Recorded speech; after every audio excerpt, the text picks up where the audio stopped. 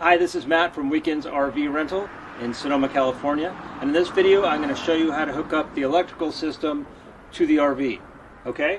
So for this particular RV, this is a 25-foot Jayco Greyhawk. This particular one uses 110 volt and a 30 amp. Okay? The two main choices you're going to see in an RV park are 50 amp and 30 amp. All right?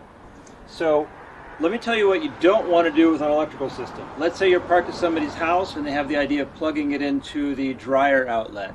That will fry the entire electronics because that's 220 volt, not 110 volt.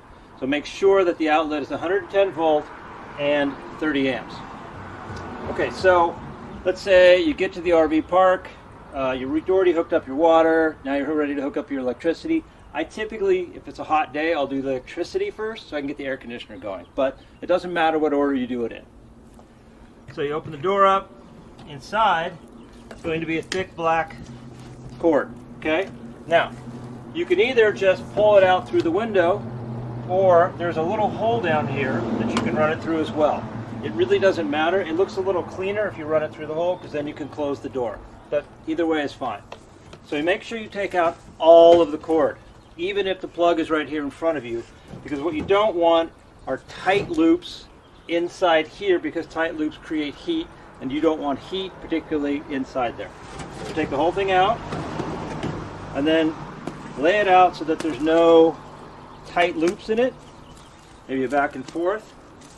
And then this end, the business end, is going to go into the electrical outlet at the RV park. Okay? It's called technically a pedestal, but I've never heard anybody actually call it that. That's what they say on the internet.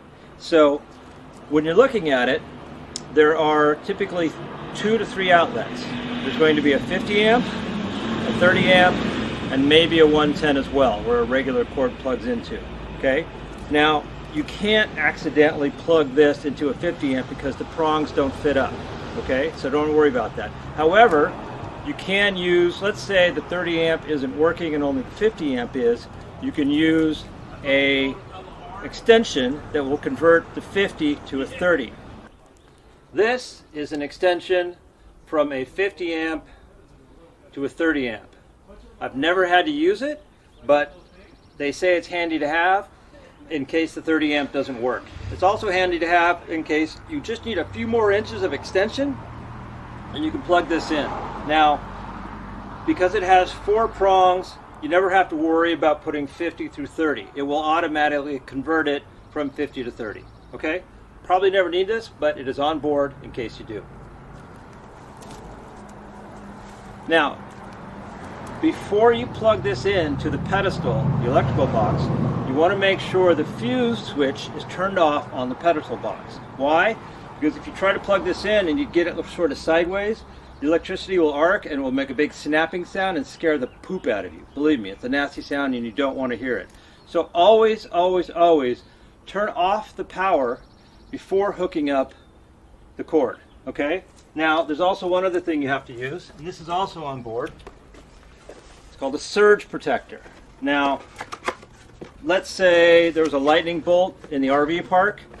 It would fry out pretty much every RV out there that was not using a surge protector, right? They're super simple to use. You just plug this in here, and you plug the other one in the pedestal. These little lights will show up. You'll see blue and green, which means you're good to go. If you see a red light, not good. You're going to want to find the RV park manager and either have them fix the pedestal or ask them to give you another place to stay, because that's some bad power there, all right? It probably wouldn't even work anyway. I've never seen a red light, but I hear they happen. So anyway, this plugs into that. This plugs into this, and then you have your cord and you're good to go. Now once it's plugged in, then you flip the breaker switch on the pedestal box and you have power to the RV. Okay? Now let's say you're not at an RV park, you're at your friend's house, but you want to run an extension cord. You can do that. Now, there's a couple things you need to factor in with the extension cord. And let me grab this here. Let's say you want to plug this into this, right? Ain't going to fit. You're going to need an adapter. Inside here are 2 adapters. So take your pick, they're both the same. You plug this into this, and you plug this into this. However, you're still with the same situation where you don't want to plug these two in while they're hot. This actually happened to me at this house where I went to put it in and it went pow! And it scared, oh man, it scared me. So what you need to do is you need to find the circuit breaker for this and turn that off first. Now, in my garage, there is a hookup for a electric garage door opener, and typically that is going to have more amps than any other outlet in the house. So start there and see if there's an amperage in the garage that's higher than the house. The house tends to be 10 to 15 amps. Usually in the garage you might find one that's 20. More amps are the better, okay? Now, because there's only 20 amps coming out of this, you may not be able to run everything in here at the same time. You can run the refrigerator, but you might not be able to run the refrigerator and the microwave at the same time because there just simply isn't enough amperage coming out of here. So find the breaker switch for this, turn this off, even check it if you have to, then connect it back up, then flip the switch on, and you're good to go. Remember, you're not getting as many amps out of this, but you should be able to run one thing at a time. Okay, you can run the microwave, you could run the air conditioner, or you could run the entertainment system as well.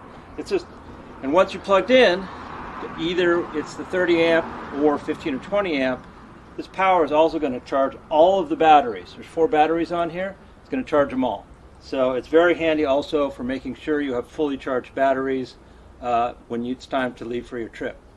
When it's time to leave, just reverse the process. So turn the circuit breaker off, detach the plug, and then the easiest way to get this back in isn't to just roll it up and then try to shove it in. Just push it in like this, and it was plenty of room in here for the entire cord. Put it in, shut it, and as far as the power cord goes, you're good to go. Now, if you still need to use power, say you forgot something and want to run the air conditioner, you can always use the generator as well. But if you have a choice, you always want to go with the power cord first.